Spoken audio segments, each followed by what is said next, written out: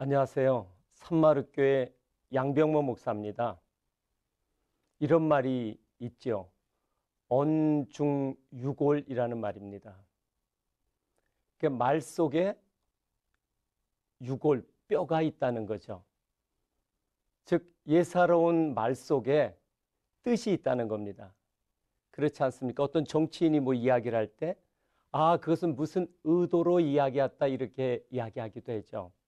사람 간의 평범한 대화 속에도 그 안에 의중을 담은 말들이 오고 가는 겁니다.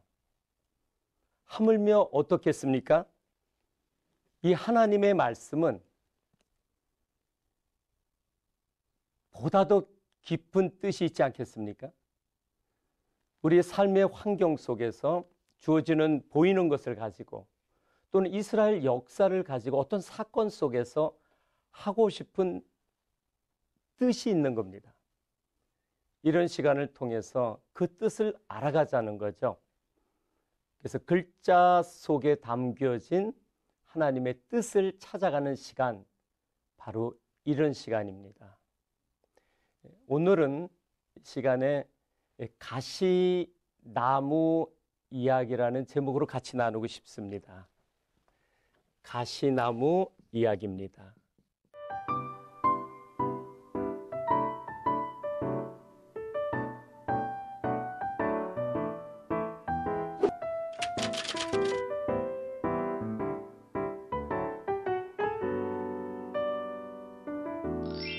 출애굽기 3장에 보면은 모세가 소명받는 내용이 나옵니다. 모세가 누굽니까? 애굽의 왕자지 않습니까? 그가 이제 미디안 광야로 와서 40년이 지난 다음에 하나님께서 그에게 나타내십니다. 그러면서 모세야 모세야 부르시면서 그에게 사명을 주시죠. 애굽으로 가서 너희 백성을 구출해 나오라는 그 엄청난 대사명을 받는 장면이 나옵니다. 그때 하나님께서 임재하신 그 나무가 바로 무슨 나무입니까? 오늘 성경 속에서 같이 보고 싶습니다. 3장 1절에 보면은 모세가 그의 장인 미디안 제사장 이드로의 양떼를 치더니 그 떼를 광야 서쪽으로 인도하여 하나님의 산 호렙에 이르매, 지금 장인의 양떼를 치는 겁니다. 이집트 왕자였던 그가 도망 나왔죠. 처가살이 하는 겁니다. 장인의 양떼를 치면서 도달한 한 산이 있었는데 그 산이 하나님의 산 하면서 호렙산입니다. 그 산에 도달한 모세에게 하나님이 나타내시죠. 2절에 나와 있습니다. 여호와의 사자가 떨기나무 가운데로부터 나오는 불꽃 안에서 그에게 나타나시니라. 그가 보니 떨기나무에 불이 붙었으나 그 떨기나무가 사라지지 아니하는지라. 떨기나무가 나옵니다. 그러면서 그 뒤에 보면은 4절에 여호와께서 그가 보려고 돌이켜 오는 것을 보신지라. 하나님이 떨기나무 가운데서 그를 불러 이르시되 모세야 모세야 하시매 그가 이르되 내가 여기 있나이다. 지금 모세의 소명을 생각하면서 하나님께서 이렇게 내 이름을 2번 불러주신다면 얼마나 영광스러울까, 그런 생각을 해봅니다. 바로 모세가 그 엄청난 영광스러운 자리에 직면한 겁니다. 그런데 하나님의 영광이 임재하신 그 불꽃이 임했던 그 나무가 떨기나무입니다. 떨기나무.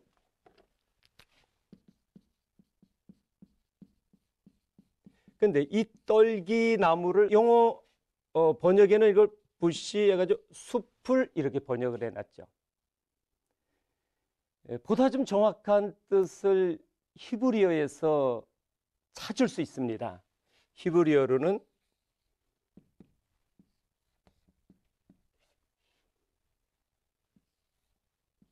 히브리어는 오른쪽에서 왼쪽으로 씁니다. 다른 글은 다 왼쪽에서 오른쪽으로 이렇게 나가는데 밖에서부터 안으로 들어오는 글이 히브리어입니다. 이것은 쓰는 건 제가 그냥 오른쪽으로 이렇게 쓰겠습니다. 쓰네 이렇게 읽습니다. 이것은 뜻은 찌르다 이런 뜻이 있고요. 또 가시나무라는 뜻이 있습니다. 그러니까 이 쓰네는 약 2m 이내의 나무죠. 그러면서 그 줄기와 가지가 그렇게 명확히 구별이 안 됩니다. 이런 2m 이내의 나무, 가시나무입니다. 전부. 아주 가시가 곳곳에 있죠. 접근할 수가 없는 겁니다. 실제 그곳에 가서 보니 여기저기에 이런 쓰네 가시나무가 많이 있는 것을 볼 수 있었습니다. 자, 하나님께서 이런 쓰네, 즉 가시나무에 나타나신 거예요. 불꽃으로 임하시죠. 근데 타야 되는데 타지 않더라 이겁니다. 자, 왜 하나님께서 이 쓰네, 하찮은 가시나무, 정말 볼품없는 이런 나무에 임하셨을까요? 보다 좀 괜찮은 나무에 임하실 수는 없었는가 하는 그런 생각을 가져봅니다. 쓰네, 모세의 모습을 보여주고 싶으신 겁니다. 모세야, 너는 가시나무 같은 그런 인생이야. 그런 내게 나의 영광이 임해서 너를 들어쓰겠다는 거죠. 그럼 이런 생각을 가져봅니다. 40년의 세월이 지났습니다. 40살에 애굽에서 탈출하지 않습니까? 도망한 거죠. 왜 도망합니까? 가슴 깊은 곳에 자기가 이스라엘 백성이라는 마음을 어머니 요게벳에 의해서 심겨졌죠. 근데 자기 백성이 노역 간수장에게 학대를 받으니까 죽인 겁니다. 어떻게 자기 생각으로 한번 무엇을 해보려고 했죠? 도망하지 않습니까? 그때 바로 나타나시지 않고 왜 40년 후에, 그러니까 나이가 80세 된 겁니다. 늙었죠? 팔다리 힘도 예전하고 다릅니다. 지식도 예전하고 다릅니다. 이런 그에게 나타나시느냐 하는 생각을 가져봅니다. 하나님은 40년의 세월이 필요했던 겁니다. 즉 가시나무 같은 그에게 그 전에 오실 수가 없었음을 보여주고 계시죠. 가시 찌르지 않습니까? 여기 찌른다라고 나와 있잖아요. 무엇으로 찌릅니까? 내 생각으로 찌릅니다. 무엇으로 찌릅니까? 내가 가진 것으로 찔러댑니다. 그럼 모세가 뭘 가지고 있었습니까? 모세는 애굽에서 왕자 교육을 받은 사람이에요. 그는 학식이 뛰어났을 겁니다. 당연하겠죠. 그는 자기 지식으로, 즉 애굽의 지식으로 무언가를 이루어보려는 그런 생각이 아주 강했던 겁니다. 자기 계획을 갖고 있었던 거죠. 또 젊음의 시기에 그는 무술도 잘 배웠지 않겠습니까? 어떤 자기의 힘으로 어떤 하나님의 원하시는 이스라엘 백성의 그런 마음이 있었으니까 이스라엘 백성도 어떻게 좀 이끌어내보겠다는 생각을 가지고 있었던 거죠. 그에게는 또 엄청난 애굽의 지식이 있었습니다. 특별 교육을 받았지 않습니까? 그러니까 자기가 가지고 있는 어떤 이런 지식으로 잘 계획을 세워서 또 그 일을 한번 해보자 이런 생각을 가졌던 거예요. 그러나 40년의 세월이 흘러간 다음에 그 힘은 빠졌고요. 그가 어떤 무엇을 이루어보려는 그런 생각이 점점 희미해져 갔습니다. 그렇지 않겠습니까? 보이는 것은요, 광야에서 하늘과 그냥 양떼들, 염소떼 이런 가축떼들입니다. 대화의 상대자도 제대로 없었겠죠. 그런 그에게 다른 어떤 생각들, 자기 생각들이 점점 빠져나갔던 거예요. 실제 모세가 나중에 보면은 나는 입술이 어눌한 자라고 하나님께서 소명을 하실 때 계속 거부합니다. 실제 그는요, 입술이 어눌한 자가 된 거예요. 그가 가졌던 지식들도요, 점점 잊어버리고요, 말도 어눌하게 됐던 겁니다. 그런데 하나님은 이때에 임하신 겁니다. 사도 바울이 고백했지 않습니까? 내가 약할 그때의 강함이라고요. 내가 할 수 없다. 내가 뭔가를 할 수 있다가 아니고요. 내가 할 수 없다. 그럴 때 주님은 임하셨던 겁니다. I am everything. 이렇게 할 때 주님은 임하실 수 없는 거예요. I am something? 아니죠. I am nothing. 난 정말 아무것도 할 수 없다. 난 하찮은 존재다. 이런 고백을 할 때에 주님이 거기에 임하실 수 있는 겁니다. 그것이 40년의 세월이 걸린 겁니다. 모세가 연단받는 시간이죠. 모세에게서 그 가시가 빠져나가는 시간입니다. 모세 그는 가시 같은 자였습니다. 저는 모세를 생각하면서 우리의 모습이 가시구나 이런 생각을 가져봅니다. 아니라고요? 아닙니다. 성경은 우리가 가시나무라고 분명히 말씀하고 계십니다. 창세기 3장을 보시면 그 내용이 나옵니다. 3장. 창세기 3장은 이제 아담과 하와가 죄를 짓지 않습니까? 에덴 동산에서 쫓겨날 그때에 하나님께서 그들에게 징계의 말씀을 주시는 겁니다. 그 18절에 보니까 이렇게 말씀하십니다. 땅이 내게 가시덤불과 엉겅퀴를 낼 것이라. 내가 먹을 것은 밭의 채소인즉. 땅에서 가시와 엉겅퀴를 내겠대요. 엉겅퀴도 역시 가시 종류죠. 자, 그런데 한번 생각해 보십시다. 땅에 정말 가시와 엉겅퀴만 있습니까? 그렇지 않지 않습니까? 꽃도 있고요. 과실나무도 많지 않습니까? 그 외에 다른 식물들도 많이 있지 않습니까? 그런데 왜 유독 가시와 엉겅퀴에 대해서 말씀하고 계실까요? 예수님께서 오셔서 이 뜻을 말씀해 주십니다. 마태복음 13장에 보면은 예수님께서 네 종류의 밭의 비유를 말씀하십니다. 그러면서 그 비유풀이를 해주시는 거예요. 거기서 말씀하실 때 보면은 이 땅은 마음 땅이라고 이야기하십니다. 씨앗은요, 하나님의 말씀이죠. 그러면서 네 종류의 땅은 길가밭이 나오고요. 또 두 번째는 어떤 땅이 나옵니까? 돌짝밭이 나오고 가시덤불밭을 이야기하십니다. 그러니까 염려와 근심 속에서 무엇을 심더라도 제대로 열매를 맺을 수 없는 그러한 밭입니다. 세상에 더더 끝없는 나의 욕심과 나의 어떤 비전으로 포장된 이런 것을 이루고자 하기 때문에 만족함이 없는 거예요. 이런 마음 땅을 지닌 사람을 이야기하죠. 그러면서 마태복음 13장 이렇게 내려가다 보면 35절에 예수님께서 이렇게 이야기하십니다. 내가 온 것은 창세 때부터 있는 그 숨겨진 비유를 이야기해 주겠다 이렇게 말씀하세요. 오늘 그 말씀 속에서 바로 창세기 3장 18절에 이 땅이 아하 우리 마음 땅을 이야기하시는구나. 그렇지 않습니까? 아담과 하와가 어떻게 됐습니까?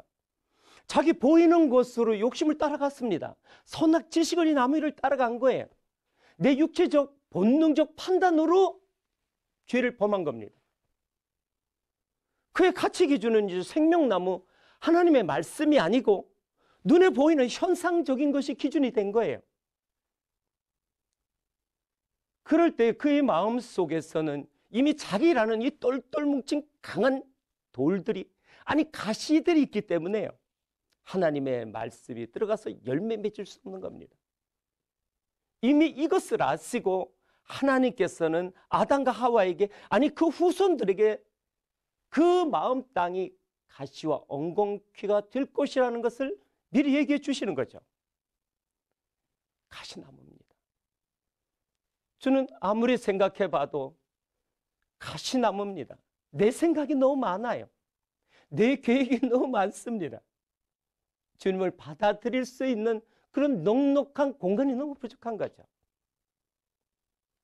저는 이 가시나무에 대해서 묵상하면서 한 시가 생각났습니다. 여러분도 아마 잘 아시는 시라고 생각됩니다. 가시나무 새라는 그런 시입니다. 크리스찬인 하덕규 씨가 작시했고요. 이게 노래로도 나왔죠. 많이 사랑받고 있는 그런 노래지 않습니까? 춤이 이렇게 시작하죠. 내 속엔 내가 너무도 많아 당신은 쉴 곳 없네. 내 속엔 헛된 바람들로 당신의 편할 것 없네. 헛된 바람들로. 가시나무가 아니고요, 숲이랍니다. 무성한 가시나무 숲이랍니다. 바람만 불면 그 메마른 가지 서로 부대끼며 울어대고 쉴 곳을 찾아 지쳐 날아온 어린 새들도 가시에 찔려 날아가고 바람만 불면 외롭고 또 괴로워 슬픈 노래를 부르던 날이 많았는데 내 속엔 내가 너무도 많아. 내 생각, 내 계획이 너무도 많아. 내 손지식이 너무도 많아. 내 세상 애굽에서의 지식이 너무도 많아. 당신의 쉴 곳 없네. 그러면서 마지막에 이렇게 끝나고 있지 않습니까? 내 속에 내가 너무 또 많아서 당신은 쉴 곳 없네. 가시나무, 우리의 모습입니다. 성경에는 이 출애굽기 3장에 나오는 떨기나무 외에 또 다른 가시나무에 대해서 말씀하고 있습니다. 그것은 출애굽기 25장에 나오는 언약궤입니다. 증거궤, 또 다른 이름 법궤라고도 이야기하는 그 언약궤를 만들 때에 그 나무가 뭡니까? 출애굽기 25장을 보시면은 10절에 이렇게 이야기합니다. 그들은 조각목으로 궤를 짜되 길이는 2규빗 반, 너비는 1규빗 반, 높이는 1규빗 반이 되게 하고, 그러니까 조각목이 나옵니다. 여기서 나오는 게 조각목입니다. 조각목? 이것도 히브리어로 보면은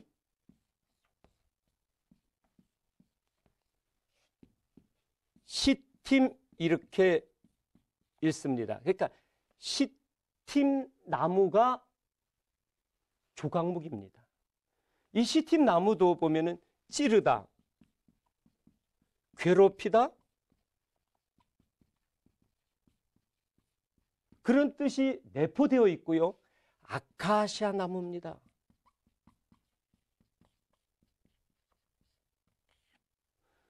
그러니까 아카시아 나무로 언약궤를 만드는 거예요. 언약궤가 뭡니까? 하나님의 말씀에 2 돌판을 넣는 거죠. 이 시틴 나무는 약 5m 정도 됩니다. 이렇게 5m 정도 되는데 그 끝에는 가시로 된 이런 마치 떨기나무 같이요. 이 떨기나무가 그 위에 있는 것처럼 이렇게 되고 이게 줄기가 있습니다. 그래서 이 줄기를 쓰는 겁니다. 이 가시들을 잘라내고요. 이걸 켜서 말씀의 2 돌판을 넣는 상자로 쓰는 겁니다. 2 돌판은 이렇게 되는데 가로가 1.2m 정도고요. 세로죠. 이 가로가 0.7m 정도, 높이도 0.7 됩니다. 한 규빗이 손끝에서부터 팔꿈치까지니까 약 45cm 정도 됩니다. 이런 상자 속에 2 돌판을 넣는 거죠.